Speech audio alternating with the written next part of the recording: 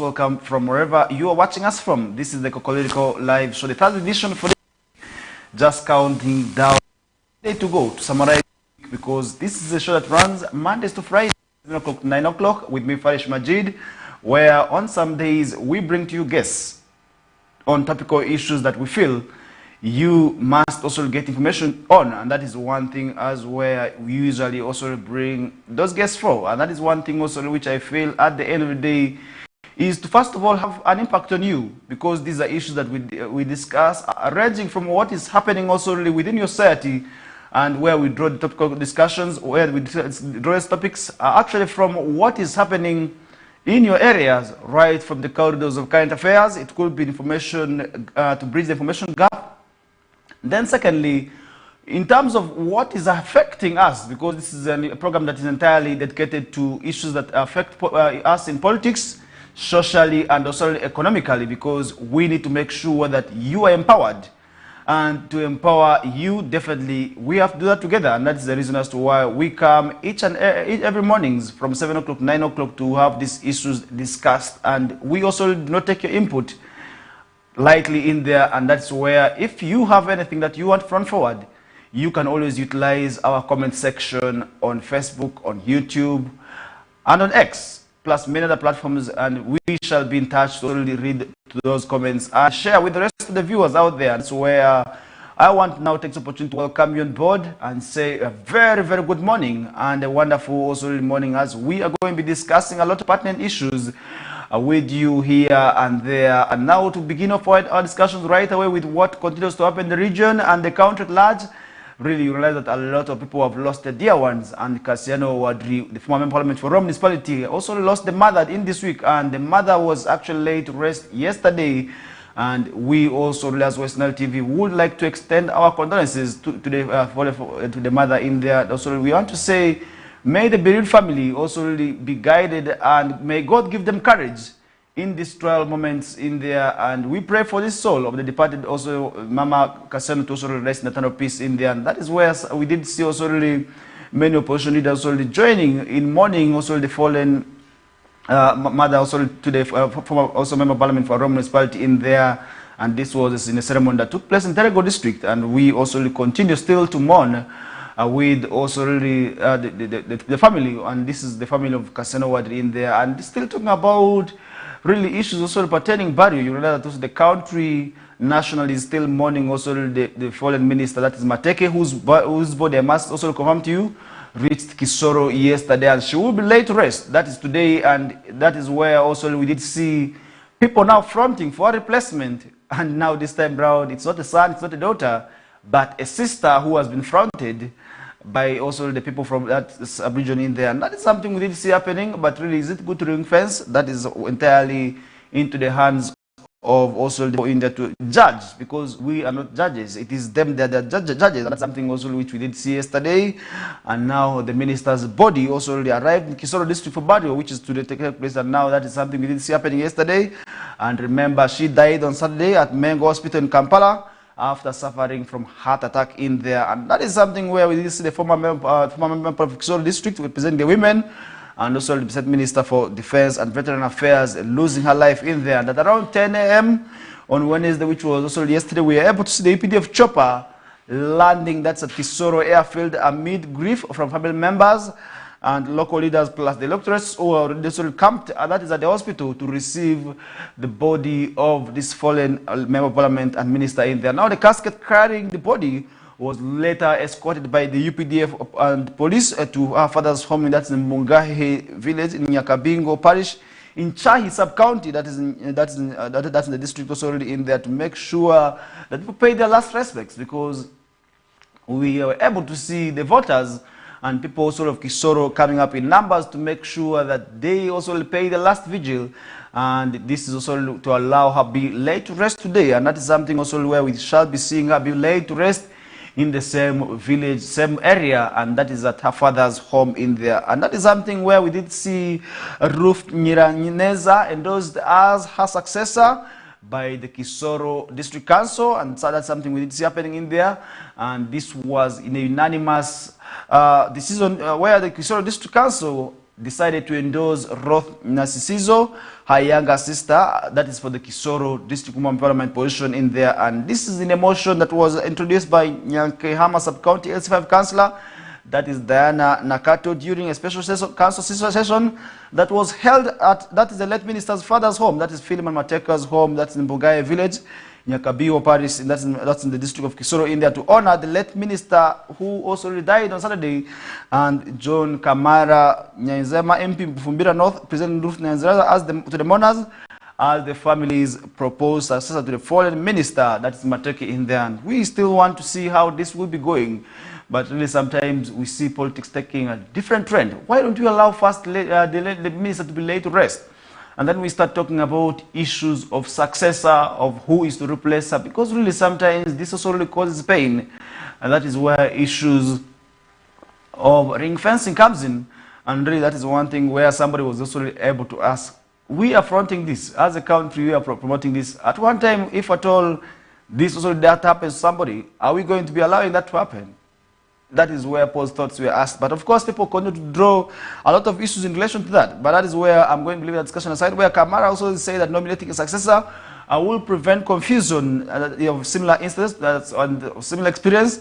That is the Bukambiri by-election. Now the Bukambiri County MP, that's Eddie Kwezera Wangu, noted sorry that the majority of people in Kisoro district supported decisions stressing that with NRM party elections set to take place next year, and having two primary elections would instead waste resources for the interested also contestant for the woman MP seat in there.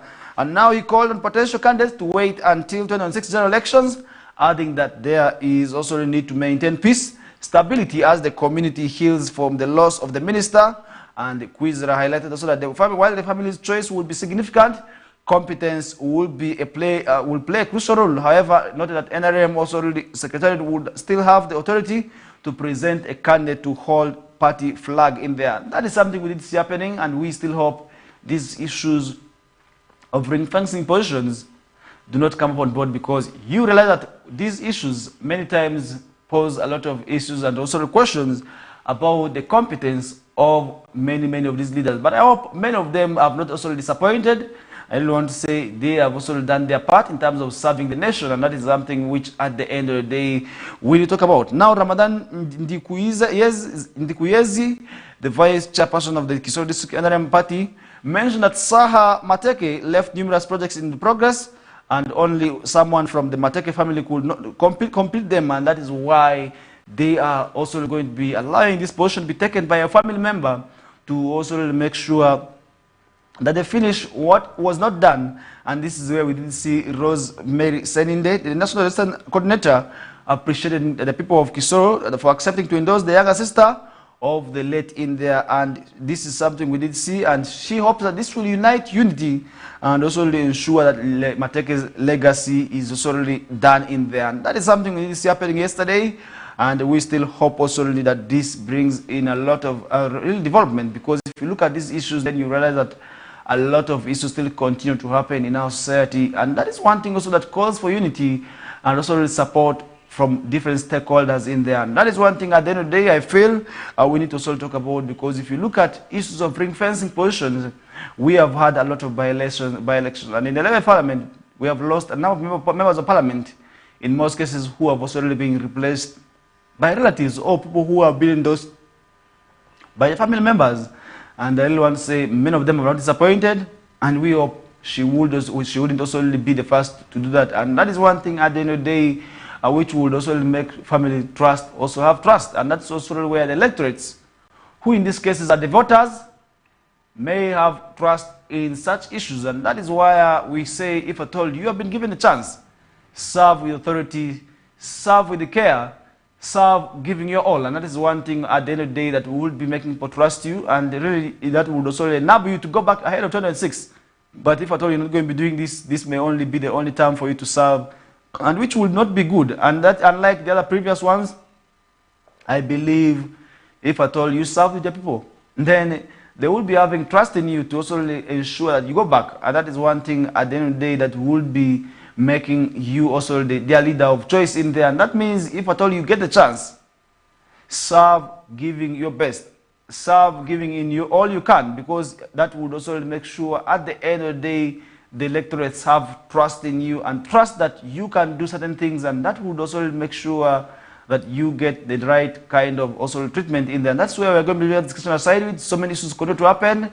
And yesterday we also we had a dialogue that was also between duty bearers and right holders. And when I talk about the duty bearers, these are the leaders, and right holders, these are the community members on climate justice. You know that a lot of issues today are happening with our climate, where if it chooses to rain, the rains usually go beyond the expected period.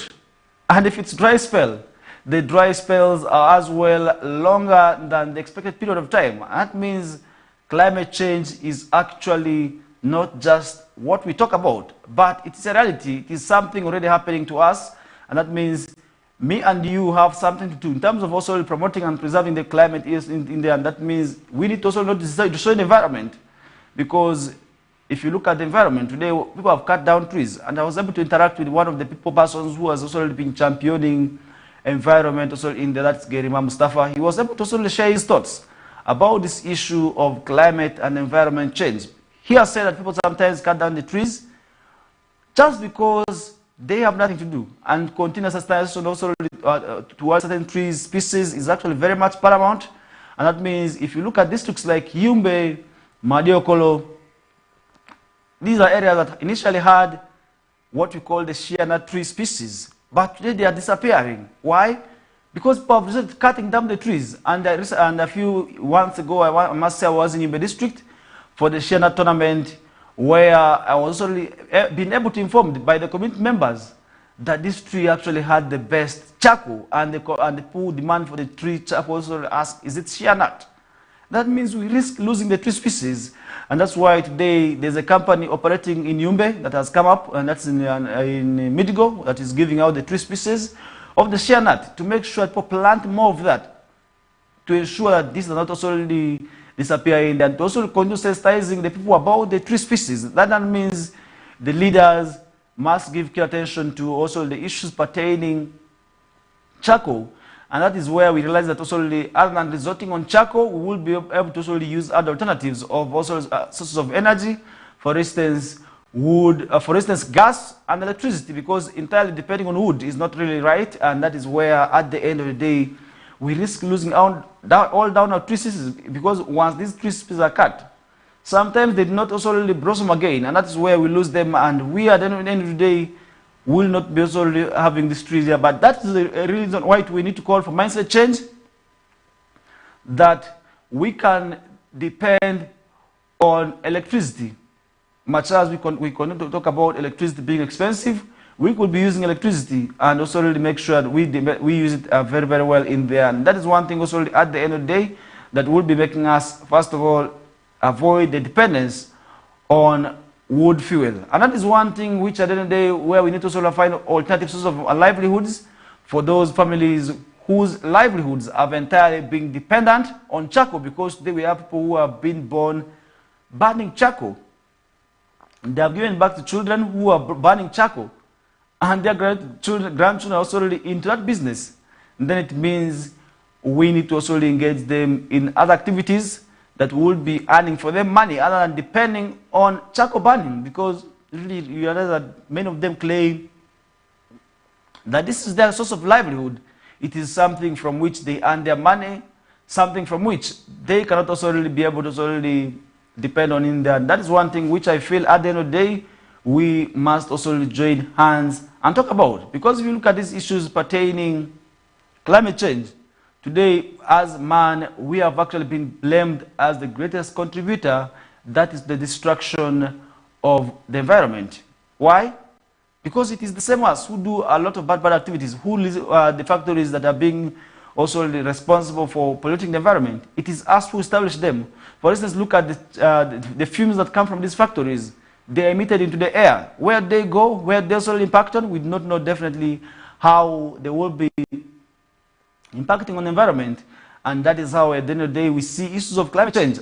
Really, it is man-made mainly causes that also that blames and also causes these climate changes. It means me and you now must do something when it comes to addressing the issues of climate change. And that is where, at the end of the day, we expect the scientists also to come up and draw measures of also really controlling some of these issues in there, because if you look at the issues of emittance of the bad air from the factories, the fumes into the air, we expect the scientists, first of all, to draw something, to also draw some measures of ensuring that the air that is emitted into the air, into the outside environment is actually air that is clean and air that is not harmful to the environment, so that solely we take advantage, we not also be affected by that. And yesterday I was able to also share with one of my colleague journalists about how we could actually turn some of those issues that we see are very bad, for instance sewage, into usable also energy in there. And he was able to also tell me about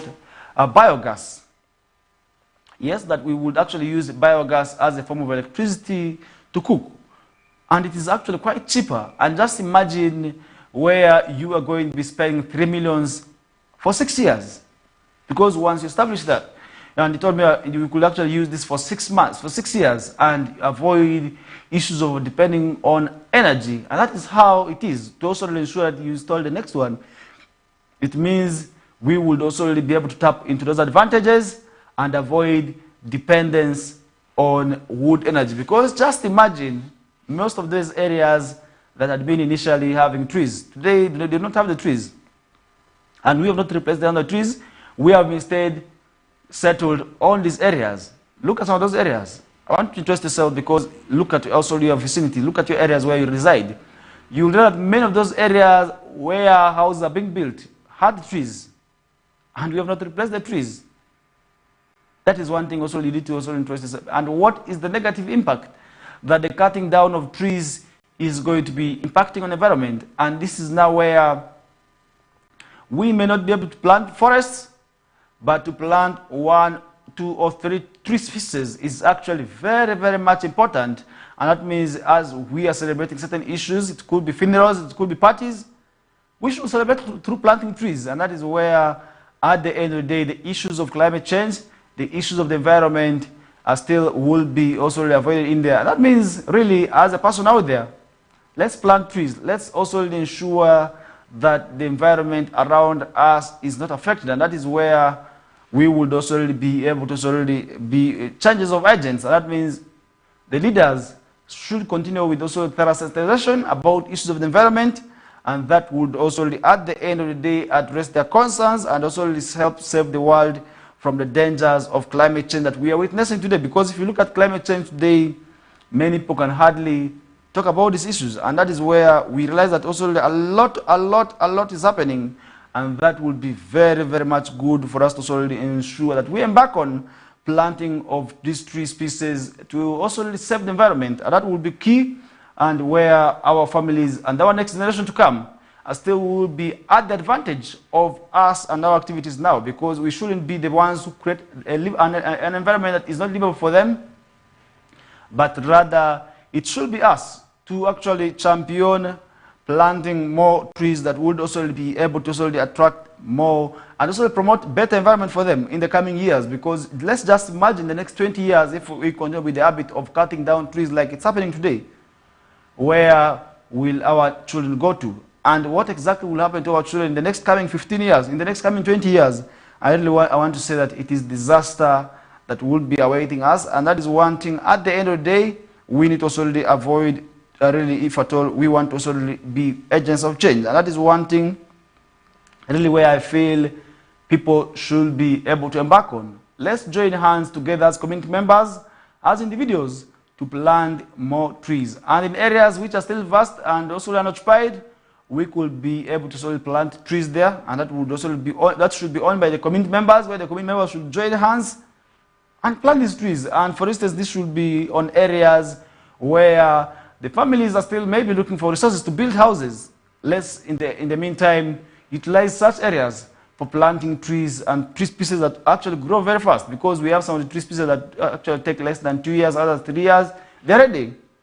And that means if at all we embarked on that, then that will be very, very much good as for members of the community out there in terms of promoting the environment. And that is where we're going to be taking a short commercial break. This is still a KOKOLIRIKO live show on West Nile TV with me, Farish Majid, and our final destination remains 9 o'clock. But in here, we are going to be discussing a lot of pertinent issues where if you feel that you need to put anything forward, I will be welcoming that and share it with the rest of the people out there. For now, we take a short commercial break. We get to you back shortly.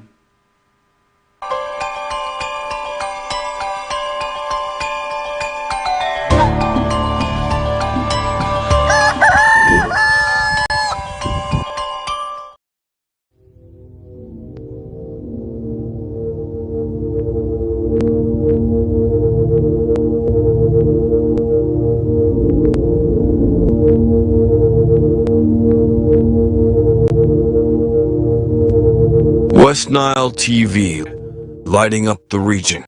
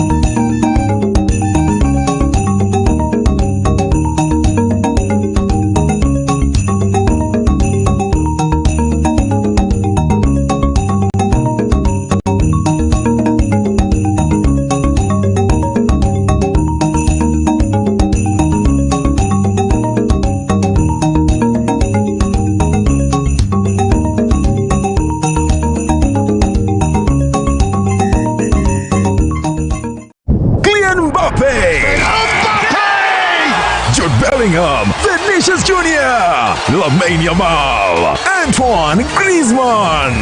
La Liga comes to Star Times. A wild celebration! The big stars, the tiki-taka football, Real Madrid and Barcelona live in your living room. Real Madrid, a team of dreams! Catch all 380 games live and in HD on Sports Premium Channel 259 and Channel 246 starting this August 15th. Subscribe to StarTimes Classic or Smart Bouquet at 36,000 Uganda shillings to enjoy the football experience affordably. StarTimes Football and Limited Passion.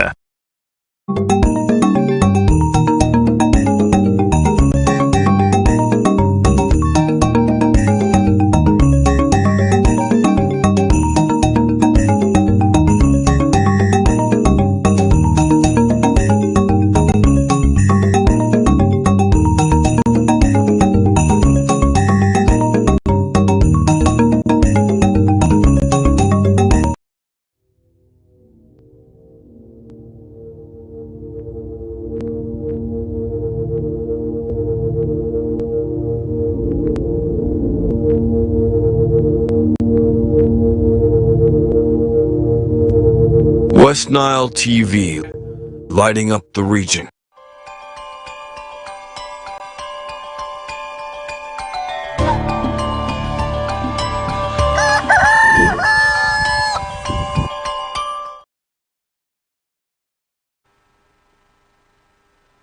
All right, welcome back to the short commercial break. We are back with the discussions, and it's just 3 minutes after 8 o'clock. This is the KOKOLIRIKO live show with Bifarish Majid, and our final destination remains 9 o'clock. And this is where I want to welcome you on board from wherever you are watching us from. In case you're just joining us, still welcome aboard. Thank you so much for tuning.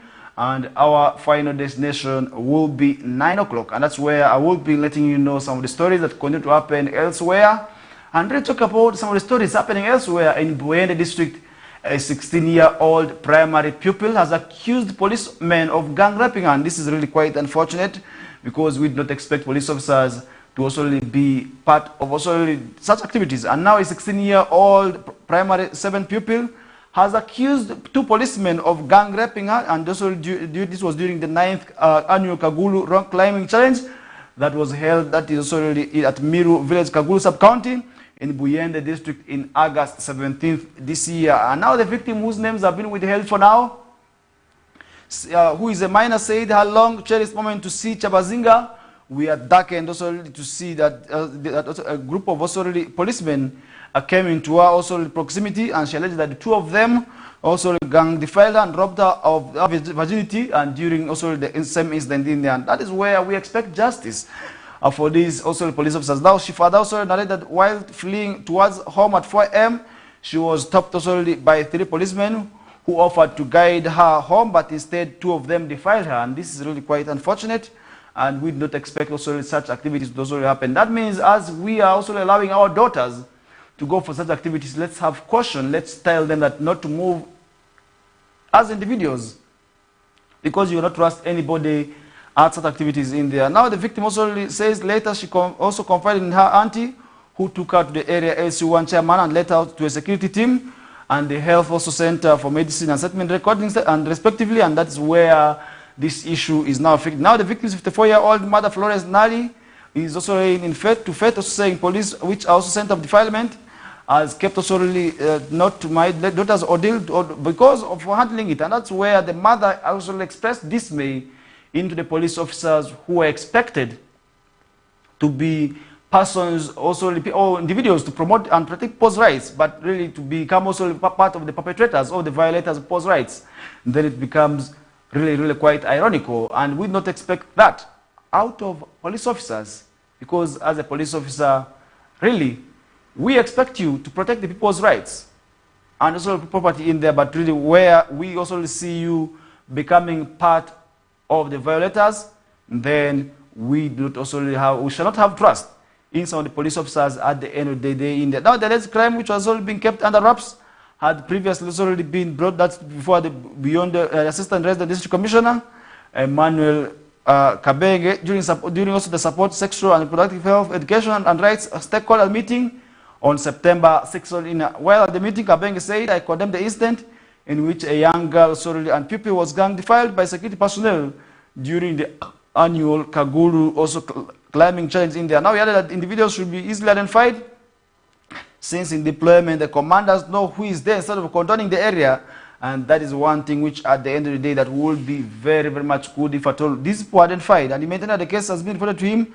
and he immediately also opened the case of aggravated development, that is at Irundu Sub-County Police Model Station under SD reference, that is 21/17/8/24 in there. That's where we did see also this case being reported. And about this year and about the event this year, Kagulu Rock Climbing also challenge was graced by Chebazinga William Nadiope the fourth, and also and first Deputy Prime Minister and Minister of East African Affairs, that is Minister Rebecca Alitola Kadaga, who were also part of this initiative also of initially launching the Kagulu Rock Climbing in there. And that is where this young girl also got herself victimized in there. That is one thing which at the end of the day I feel we should also be able to address on, and also continue talking to our young daughters and our families members that these are issues that we need to also give keen attention to.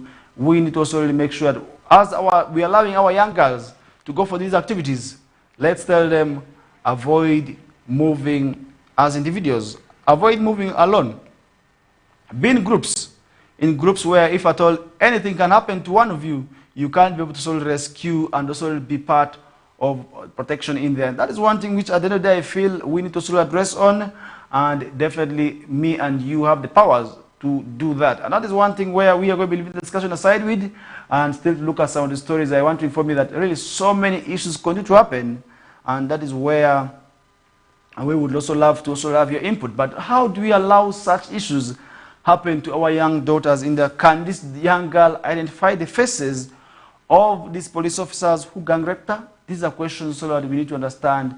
And does the DPC and the person, the commander who was solely responsible for the deployment, understand who was maybe deployed at the time of this incident, or who are these officers who did this activity? Because really to defile a young girl of the age of 17, really that is quite bad.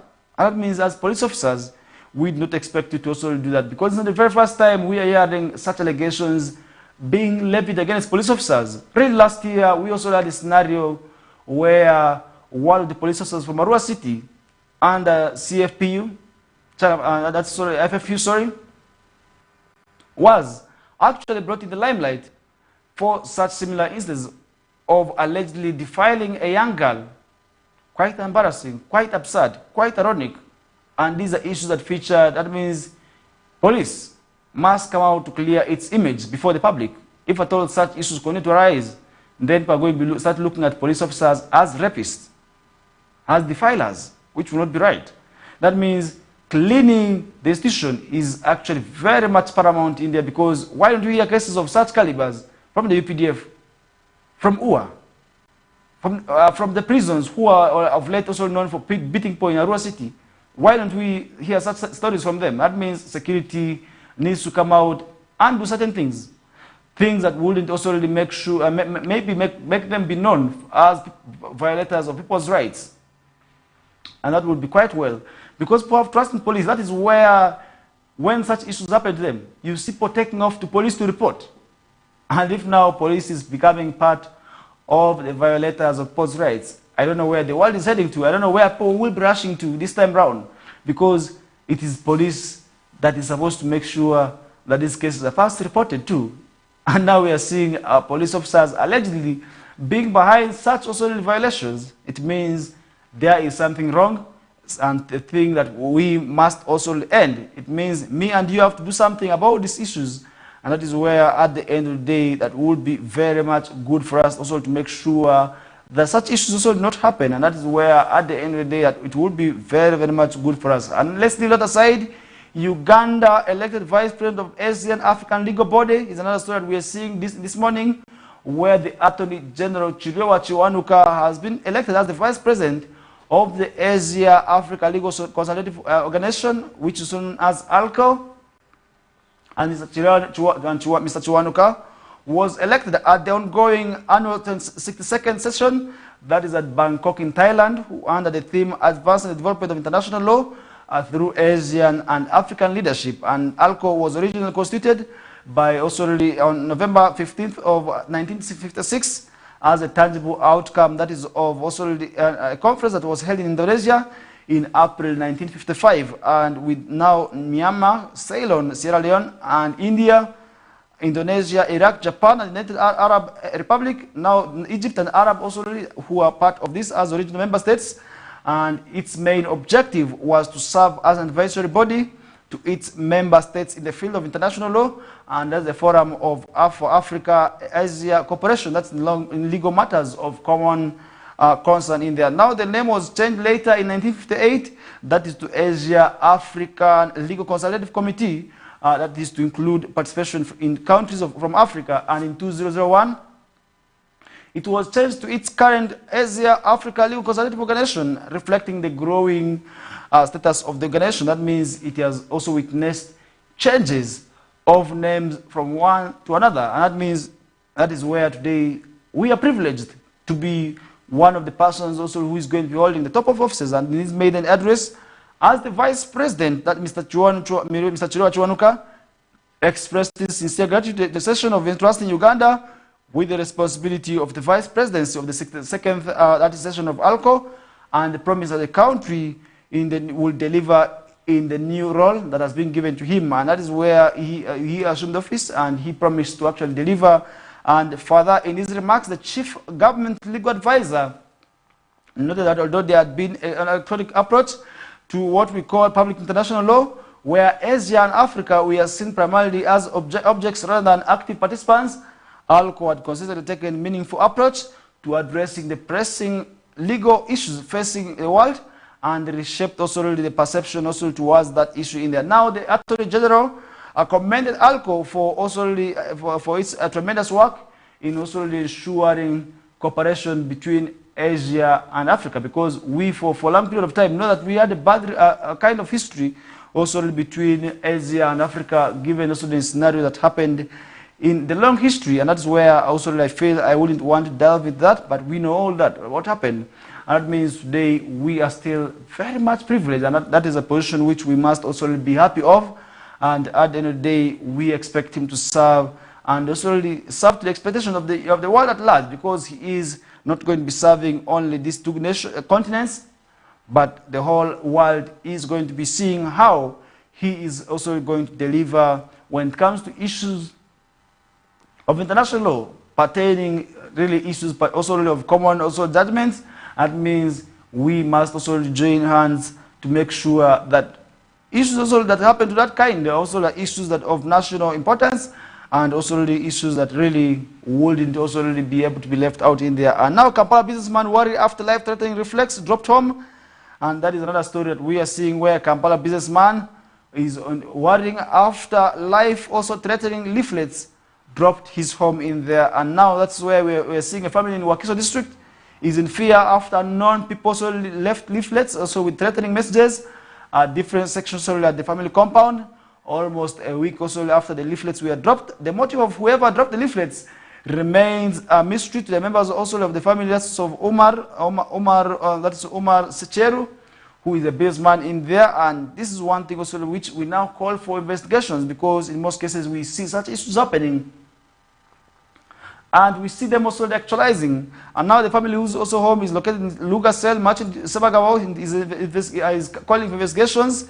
Since the leaflets were also really left, initially dropped on September 2nd of 2024, but prior also to unknown assailants carrying machetes, and also the club also attacked Secheru's other home, located that is also in Kaboa, in Kampala City. That means we need to also find out what exactly is happening. Could it be an issue of business? Definitely that calls for thorough investigation. It means police must also themselves into this matter and to make sure also that this matter is also addressed in there, because if you look at these issues, then you realize that also these are issues that also call for pertinent issues in terms of also really addressing them in there, and that would be very much bad to make sure that we lose such a person. And that means we need to also really make sure that we do something. And the leaflet also showed the police contain information suggesting that the same assailants could be the ones behind also the said leaflets. And they wrote a lot of messages, and if I can briefly also check out the messages, and this is where we see, I export vehicles and spare parts of Japan, and I suspect that there are people also in the same business possibly behind the attack. That is also according to the person whose these messages are being dedicated to. And that is one thing also with this, the leaflet already warned that attackers would end my life and also have my children, and I don't have and if I don't leave the job and do something else. That means it is entirely coming from business. But who are those people also who are doing this business? But for some people also to push others out of business, then that is quite unfortunate. And Lugasel chairperson Gonzaga Nduga denounced the threat targeting Secheru, noting that police are aware and night patrols of the village have intensified. But on a day where these people will not be there, what are we likely to see? And that means this man has to go back and find out who could be behind, and also really set with them. And if at all it is business, let him leave the business. There are so many other businesses which I feel he will be able to solely do, and that will also make sure that he moves away from that. And that would also be something very good for them. And at the end of the day, that will be very much possible for them to address. And now Kampala Metropolitan spokesperson Patrick Onyango appealed to the public to stay calm as also the matter is being investigated, and that is where we feel the investigations must not only remain by word of mouth. We expect the investigations to be carried on and to make sure that people do not also live in fear, because if we look at these issues, now I must say the family is worried, and the man himself is so worried for his life, because he does not know who is behind this also this motive, and also the motive of these people who want to push him off the business. And that is where we feel we are going to be leaving that discussion aside. But you can share your thoughts on how we can advise this young man on what to do in terms of also this issue that we are discussing, and that would be very much good for us to sort of address that issue in there. That's one thing where we are going to be leaving the discussion aside with. And as we get to move on, Toro observes rituals ahead of King Oyo's 29th coronation anniversary is another story that we are seeing this morning, where the Toro Kingdom on Wednesday afternoon observed an ancient traditional rituals ahead of the King's Oyo Nyimba 29th coronation anniversary, scheduled to take place. That is on September 12th. And that is where we shall be seeing them also having their coronation in there. Now the rituals we started around 3 p.m. We are performed at the Royal Palace, that's in Fort Portal, where also 12, also the ruler, we are lead, so where 12 ruler will lead, that is the coronation in Pango celebration. And that's one thing which we are following up from that side, because we cut across the entire country.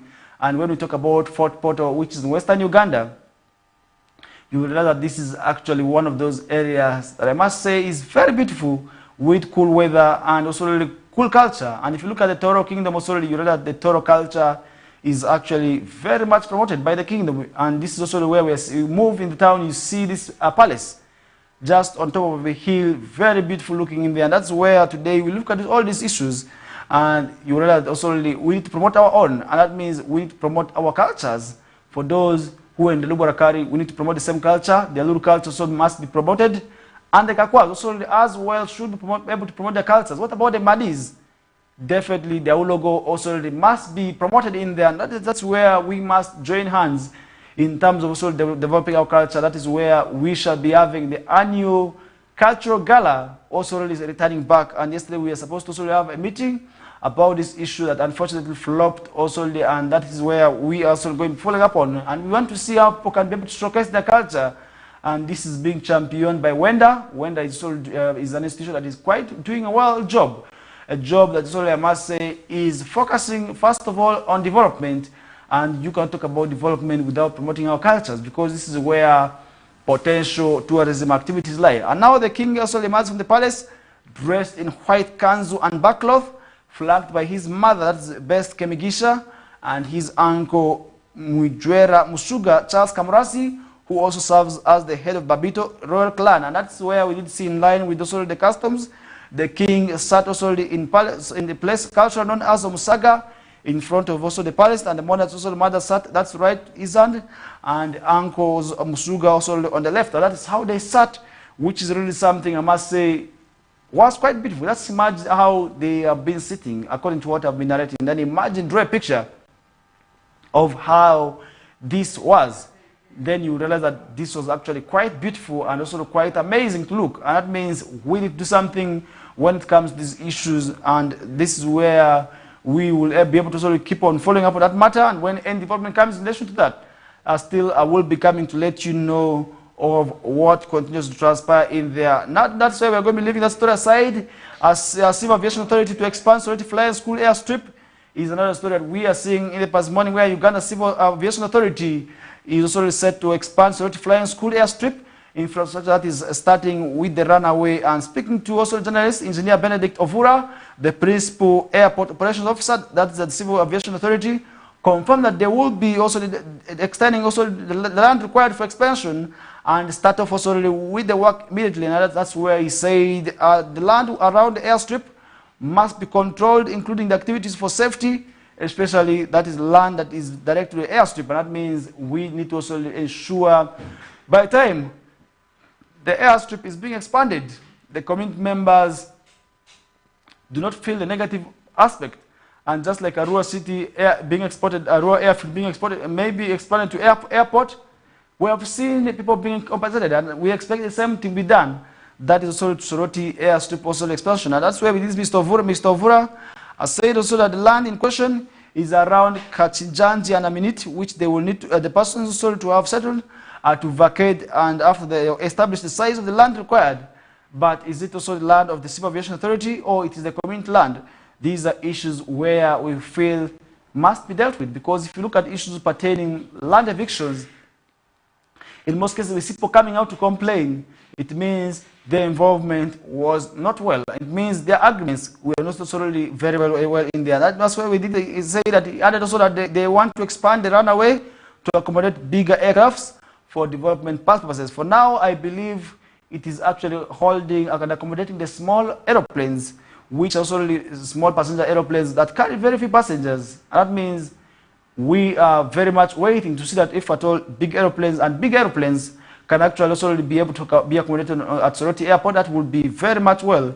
And Mr. Peter Park, the resident district commissioner and the city commissioner at Soroti City, say that some residents of Madera Ward, Aminit and also Kachijaji registered a complaint in his office, which prompted him to call for a meeting with the team from CAA, and that is where this matter now is being addressed, because according to members, this is also going to infringe on their rights and infringe on their land in there. Now, according to him, they have resolved to first establish the size of the land, identify the affected persons by the project in there. And Mr. Park said they will have to engage the community members on the specific piece of land that the airstrip needs to be expanded, and they appeal to community members to hold involvement in litigation, saying that part of the CAA land has been encroached by the people of Soroti City, and that is where they now need to establish kind of boundaries that are being also encroached on. And Mr. Paul Omer, the Soroti City West Division Mayor, said that what has been resolved is good since litigation delays government projects, and that is where we need to now ensure that this project is first exported. Mr. Paul Omer.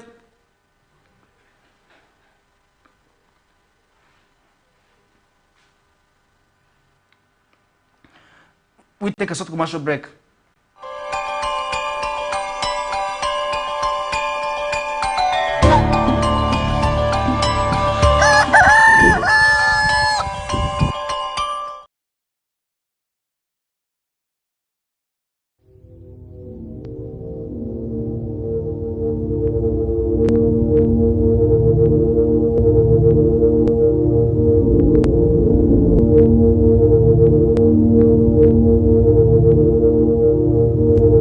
West Nile TV, lighting up the region.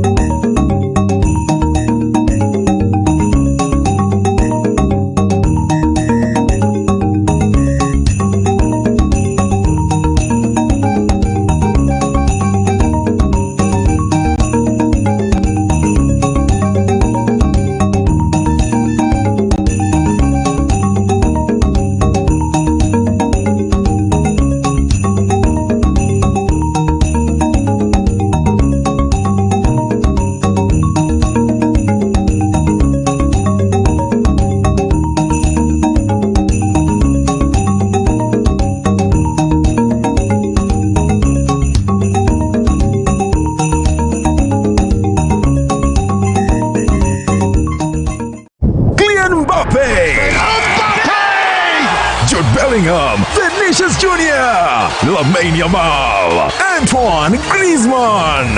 La Liga comes to Star Times. A wild celebration! The big stars, the tiki-taka football, Real Madrid and Barcelona live in your living room. Real Madrid, the team of dreams! Catch all 380 games live and in HD on Sports Premium Channel 259 and Channel 246 starting this August 15th. Subscribe to StarTimes Classic or Smart Bouquet at 36,000 Uganda shillings to enjoy the football experience affordably. StarTimes Football and limited passion.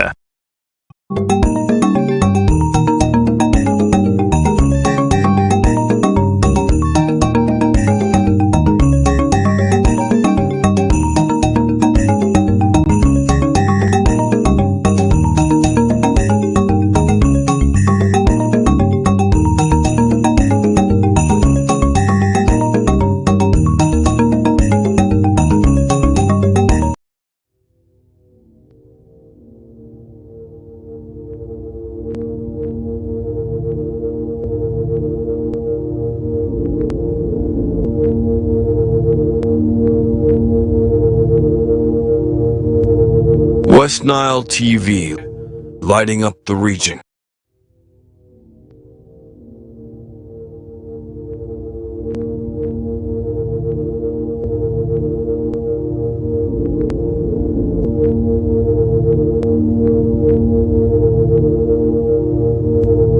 West Nile TV, lighting up the region.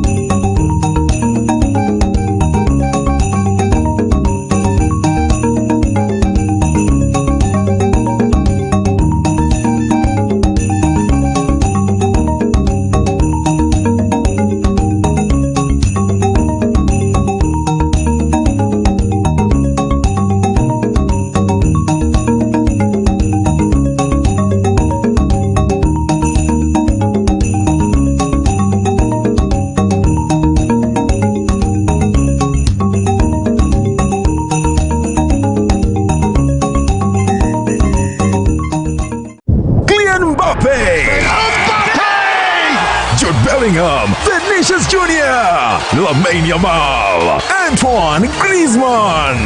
La Liga comes to Star Times. A wild celebration! The big stars, the tiki-taka football, Real Madrid and Barcelona live in your living room. Real Madrid, a team of dreams!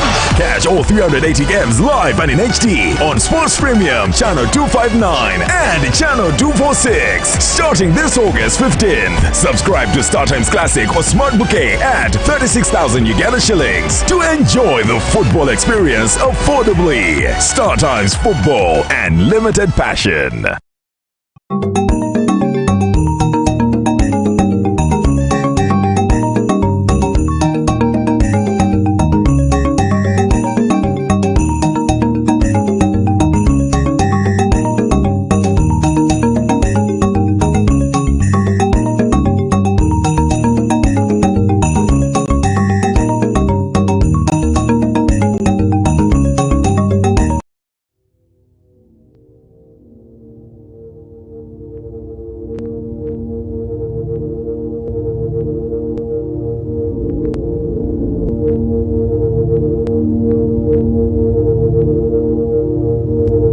West Nile TV, lighting up the region.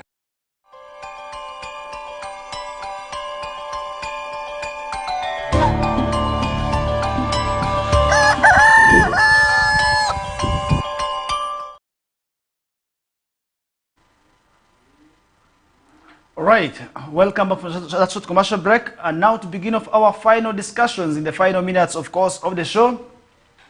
As we already 32 minutes after 8 o'clock, and at 9, this is when I'm going to be saying bye-bye. But for now, we still have lots more to discuss with you. And now police in Bukedia district and also hunting for a male pastor from the neighboring also Sere district over allegedly defiling a 15-year-old girl. And this is according to information from authorities. And this is really quite unfortunate and quite ironic in there. Now the victim is a resident that's of Agoloto village, Churu parish, and also that is in Bukedia district in there, who is allegedly said to be defiled by the male pastor in there. That is something which I must say is quite shaming, and that's where our girls must also really avoid tendencies of being close to males, because sometimes we are blaming men, not knowing that these young girls also do a lot of bad things, first of all, to also being close to these adults. And that's where we're saying young girls must avoid these tendencies, because I do not want to sort of just blame the pastors alone. I do not want to blame the males alone, because today you realize some of these girls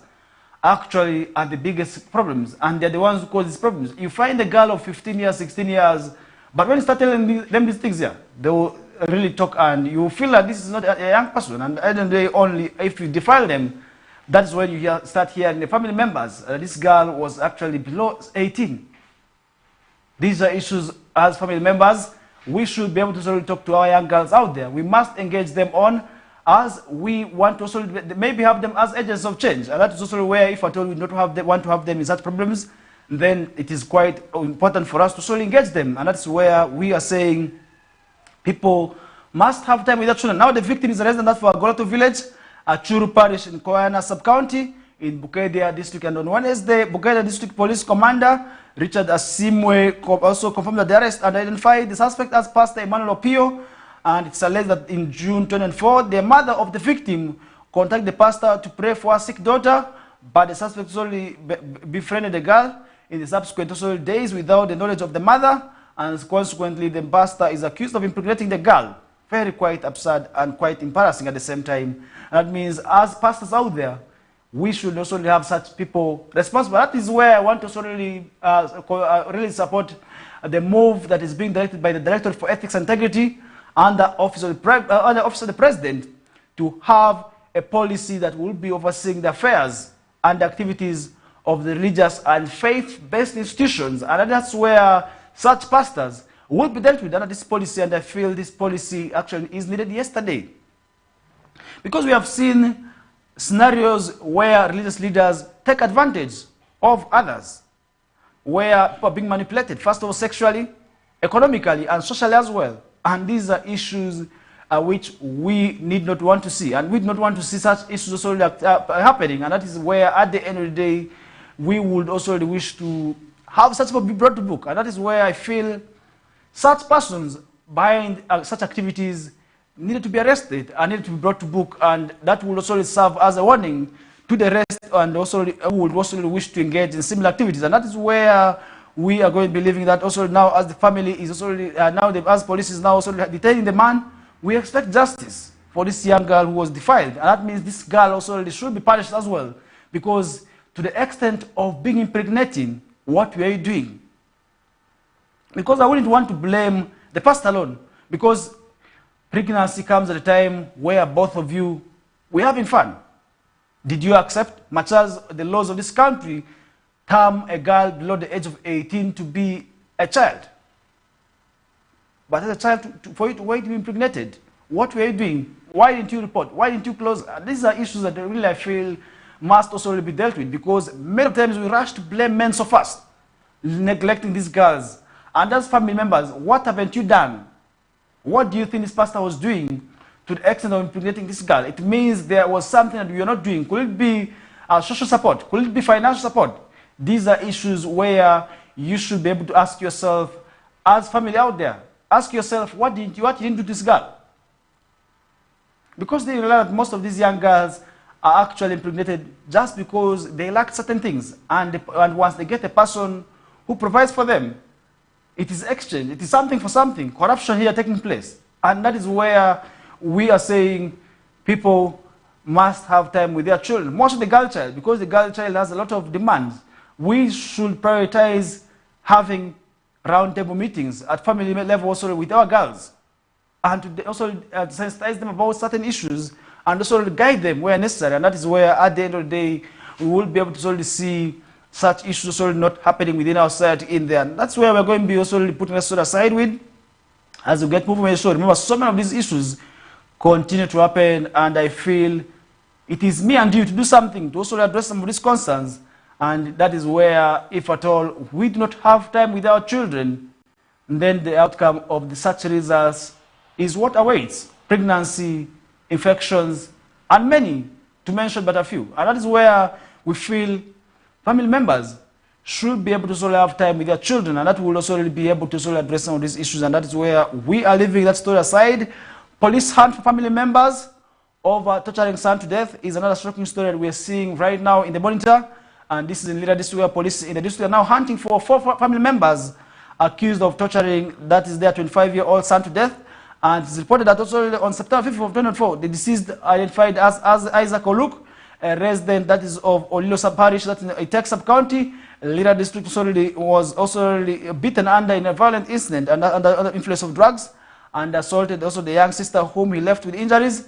According also to police, also the files in the now in retaliation, Oluk's father also called another relative with whom they tied the deceased to a tree and also a rope, and also beat him up badly. And that is where now they're on the run. But that's where we are saying today our young people must avoid tendencies of drug abuse. Because under the influence of drug abuse, you're going to be doing certain things that will be very, very much bad. And now he committed a crime against the sister. The family retaliated by also tying and beating him badly. And that's where today the issue also reached police. It's currently also being investigated. Now officers from Abaret Police also outpost had the scene and rescue that is also addressed to Abaret Health Center for treatment, and also before he was referred to Lira Regional Referral Hospital. However, authorities say the family members preferred a private clinic in Lira City where Oluk also died on arrival, and that's where the family members also now looking for, now the police is now looking for the family members for beating their son also to death in there. Now the suspect wanted police also over Oluk's death. That includes the suspect who are wanted under this also Oluk's death.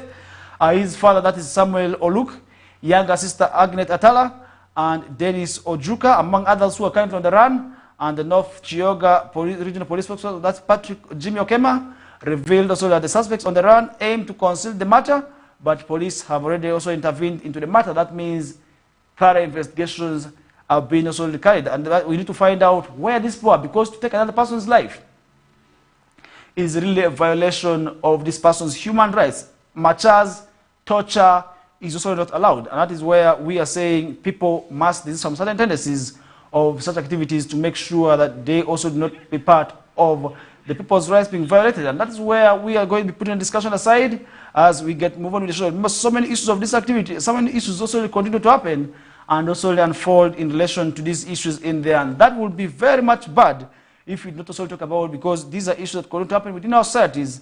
These are issues that are happening in our areas where we must join hands to make sure that they do not happen. Because if you look at these issues, then you realize that it is really quite important for us to solely avoid certain of these activities, and that would be quite well if at all we join hands to also eradicate such bad activities. And that is where, as family members, if there are issues, let's find the right channels and also do the right things to make sure that this does not go on. And that is what would also be quite well for the family members out there to also desist from tendencies of taking the laws in their hands. And that will be quite good if at all at the end of the day we join hands to also make sure that this does not happen.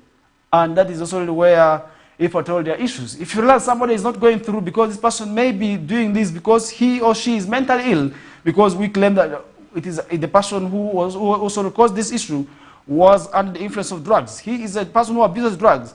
But how do we make sure that we deal with this problem? Because in each and every family today, you know, a lot of these persons exist.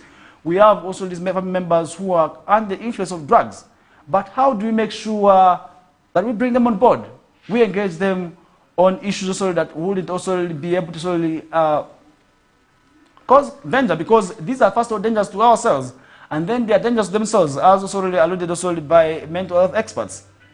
And this is where I feel at the end of the day, people should be able to learn lessons from and avoid these issues from happening. Let's join hands and eradicate these bad activities from happening in our areas, and that will be quite well. And now let's connect to Alfred Jawak to also let us know what is happening in the Greater Luru sub-region this morning. You're most welcome, Alfred. Good morning, Faris Majid. Good morning.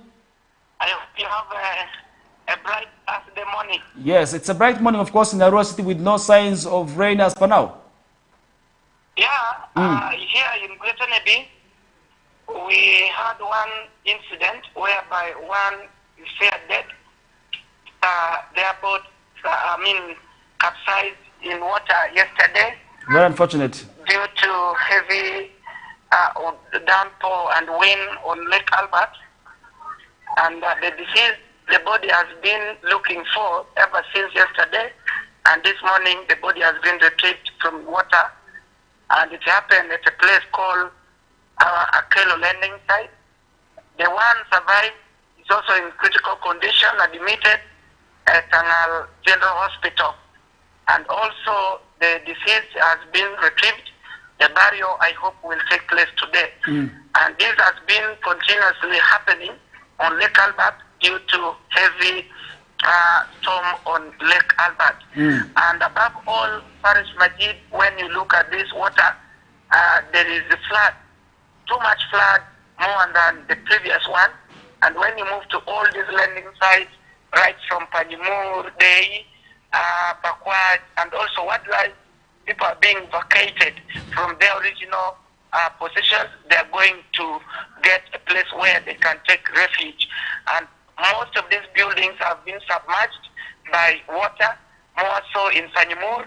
The newly constructed market in Panyimur has also been submerged by water. Buildings and everything along Lake Albert due to floods have been submerged. And away from that, yesterday we concluded the training done by Ministry of Land, Housing and Urban Development, whereby in Greater Nebi, the president of Municipal Development Forum has been elected. That is Mr. Vincent Okapa, the proprietor of Rock Global Ocean Limited. In his word, he promised to work together with the leadership of municipality, the technocrats, the technical staff and the political leaders, so that they bring development in Nebi municipality. And also we had engagement with Mr. Bill Kasaje. He promised that this municipality will be elevated upon its maintenance. When you look at the training we had yesterday, we did also see a garbage collection is also a challenge to Nebi municipality. And the mayor of the municipality, Honorable Ngirike Joffrey, promised that they will keep collecting the garbage in time that the municipality is clean. Okay. Yes. So how are the people doing when it comes to issues of garbage? Because you look at the issues of garbage, it's not only a problem happening maybe, it's a national concern as per now. Yeah, Faris Majid, this issue of garbage collection has been overdue. And when you look at some of the garbage collection points, there are a lot of garbage here. And last time also ran the story about this garbage, and the municipal authority, they are promising that they will improve on garbage collection, though they are also blaming the residents for disposing garbage anywhere, anyhow in the municipality. Okay. Yes. So what else is happening that side? Yeah, as I'm talking now, I'm heading to Panyimur, that is Day and Panyimur, to go and ascertain the facts about the flooding on Lake Albert and what are the people trying to say. Recently, when we had the committee on climate change, they also talked about this, and this has also become a challenge to our people living along the shore of Lake Albert. Okay. Yes, sir. All right, thank you so much, Alfred, for that update. Any last words? My last word is always words of appreciation to West Nile TV management, that is Madam Daisy, and to all the staff. May God bless you, and I wish you all a blessed Thursday morning.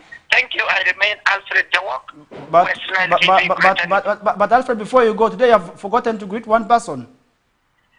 That could be Madam Mary and Madam Kelele, you Faris Majid, and Ushaki Peace. We have Nusra, we have Fancy, Dizo, all the producers, Nibos, and everyone.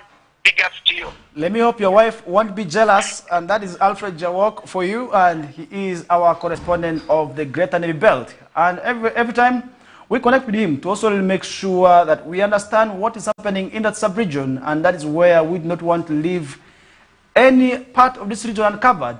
We are in there to make sure that we give you detailed information in relation to what happens within your society, because we are here to enlighten the region. And definitely, I am not going to be doing that alone.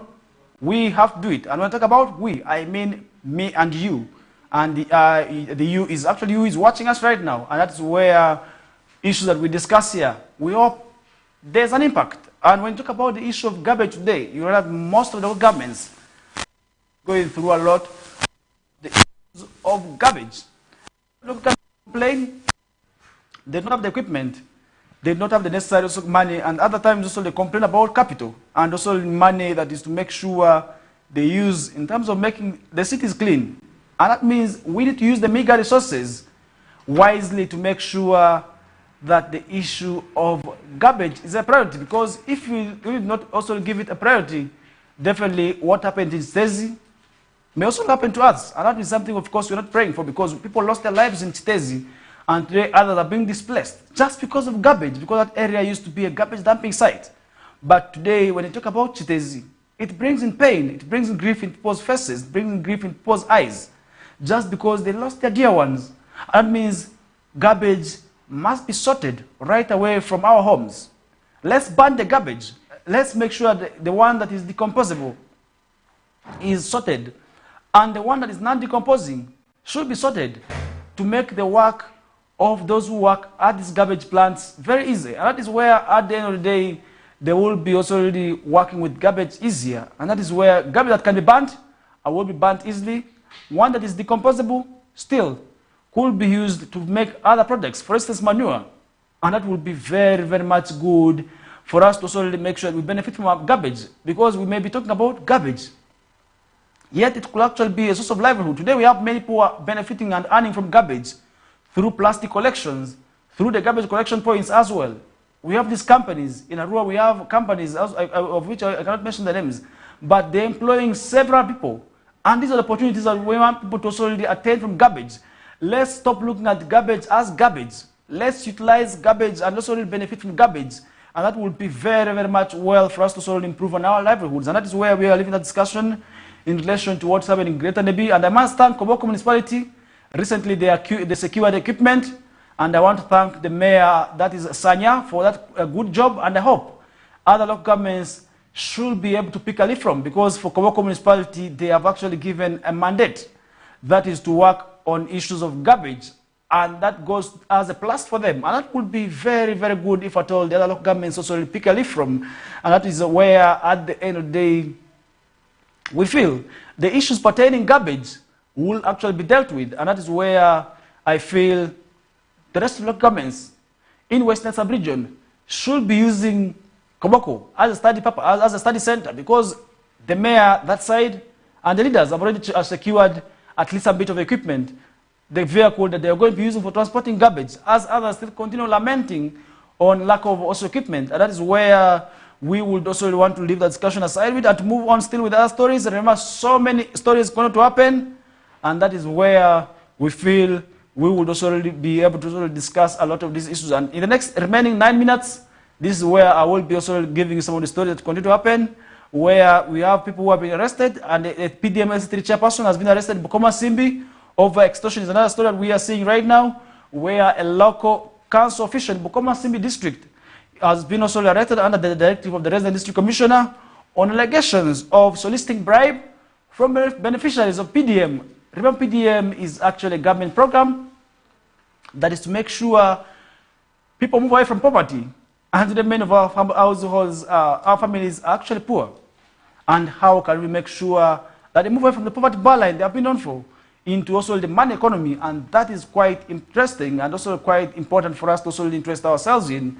And that is where I feel the PDM would actually deliver, but sometimes it is the people who are responsible and those charged to oversee the affairs within the policy development model who are likely to kill the government efforts of making sure that this program attains the intended purpose. Because the purpose of PDM is eventually to make sure that people move out of poverty. Yes? People should move out of poverty, and that is one thing also why the parish development model is actually put in place to make sure that there's nobody poor. And it's a government intervention. Money is entirely given by the government to the community members to a sum of 1 million Ugandan shillings.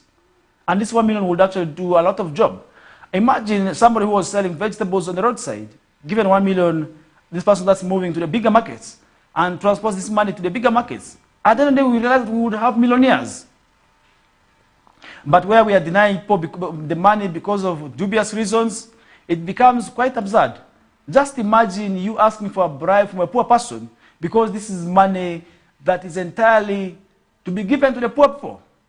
It means people are misunderstanding the parish development model, because as a middle class, as somebody who can afford to eat 3 times a day, you do not qualify to have the PDM. It's actually money that's supposed to be given to the poor, the absolute poor community members. But just imagine a scenario where you are asking for a bribe from a poor person. And this is not only in the Bukoma Simbi district, by the way. In Arua City recently, we had a scandal where people registered cases on some, also where they pinned some of these leaders and the responsible officials by the punishment model of asking for several things. And the thing which I really caught my attention is asking for something, really for something, which was only happening in Kenya Ward. Really, I feel this is not only happening in Kenya Ward. The issue of bribe also again featured in there. How do we make sure that those who are charged with the responsibility of overseeing the affairs of parish development model do not actually become part of those who are going to be sabotaging this program? And that's where I feel government must put stringent measures and hard laws on some of these officials who are known also really for violating the mandate of government in promoting the parish development model. This is quite embarrassing. And this is where we feel those who are asking for bribes should actually be arrested. And Mr. Becca Male, the LC2 chairperson that's at Kasita Parish in the Butenga sub-county, was on September 9th arrested after a section of PDM beneficiaries raised the matter before the Bukoma Simbi District RDC, Mr. Fred Pax Kalema. And that is one thing which I feel at the end of the day, such leaders should be able to pick a lesson from. And Mr. Male, in his collusion with also the other officials, reportedly also withhold beneficiaries' national ID cards and their mobile phones also and only releases the property when the beneficiary agrees that is to pay them shillings 100,000 as first installment of the shade is 1 million. Quite embarrassing. And that means we should be able to also stop entrusting these government programs in the hands of these thieves, because these are thieves. And that is where I feel at the end of the day, government will be able to realize the intended purpose of these funds. And Ms. Nasuna further said that the man identified as Emmanuel Quarter, I also intimidated that into also receiving a shilling 100,000 as first installment. And that is where we feel the parish development model at the end of the day wouldn't also realize the intended purpose of that is all for what this money is being given. And that's where we're going to be leaving that story aside. And still in relation to issues of corruption, I believe it could also be playing its part elsewhere. And now construction of Gulu Hospital staff quarters is still stalling up to now, and it has taken now 6 years without the work progressing. And really looking at the 6 years, I believe this is actually beyond the estimated project time. And now the construction of works of staff quarters at Gulu Regional Referral Hospital have also been delayed for 6 years. And this is something also we have learned. And on Monday, Dr. Peter Mukobi, the facilities director, said in an interview that the quality of the services at the hospital has been also impacted by the commitment of staff members who stay outside the facility. That means for 6 years without doing this work. And now the work also that is said to be to a tune of 3 billion is also needed to facilitate works of this total project. And that's one thing also which we feel people must be able to sort of pick a leaf from. But really to look at and allow a project stall for 6 years. What are the leaders outside doing? What are those responsible officers charged with this project doing? And that means we need to investigate where somebody is sleeping. And that is one thing also which at the end of the day that is leaving people also, first of all, those who need the health services lagging behind, because they are not going to be getting the services in time just because the facility is stalling. And that is where we feel at the end of the day it is quite bad for us to also talk about these issues. And that is where we're going to leave that discussion aside with, and now to also talk about the entire stories. And really you look at also these issues today in the world of sports. Games are going on in several also leagues, and these are from the local leagues, and where we also witnessing a lot of stories where in the local leagues we are seeing transfers taking place. The local clubs are signing ahead of also the beginning of the season, which is only going to be starting off this weekend. And that is where we have seen teams securing also the signatures of others. And teams like URA already beefing up, Express are beefing up as well. And not talking about teams like Express, we see them also already securing the signature of the player right back in the names of Mustafa Kiza, who also was also said to be moving outside the country. But we have now seen him signing for Express Football Club. URA as well also really has signed players, and really more details to what is happening in the world of sports will be coming through on the Wishu time from 2 to 3 p.m. as Owen Ezaga together with Linda Suzy will be here. And later on also Benson Pastore is expected to also return tonight, and he will be giving you also more details in the world of sports. Still in the Nilecast, also Nile Sports, and a segment of Nilecast Sports are still all that is to keep you entertained, educated, and also informed as well. That brings us to the end of today's discussions, and up next is the news bulletin Liberty with Feta Emmanuel, and of course so many other interesting programs will be coming through. And of course the Northern Request Hour will be coming finally for this week today, as DJ Jero and Olivia Yuji will also be here for the final edition of the program. But for now, we're stopping with the programs here, and we shall be bouncing back tomorrow for the same KOKOLIRIKO Live. I'm out.